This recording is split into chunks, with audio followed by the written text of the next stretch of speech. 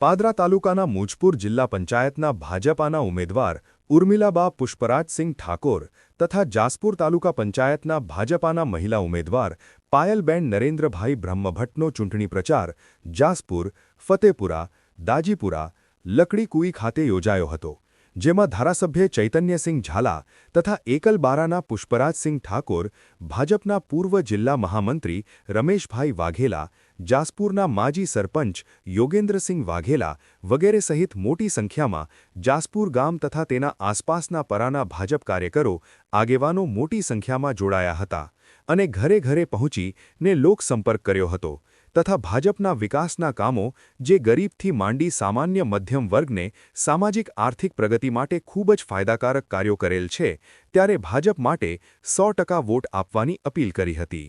આ જાસપુર સહિત તેના પરાના ગામોની મહિલા ઉમેદવારોને જોઈને આનંદિત થઈને વોટ આપવા માટે કટિબદ્ધ થઈને વોટ 100% કરીશું તેવું આશ્વાસન આપ્યું હતું અને કુમકુમ તિલક કરી ફૂલહારથી સ્વાગત કરીને વિજયના આશીર્વાદ આપ્યા હતા.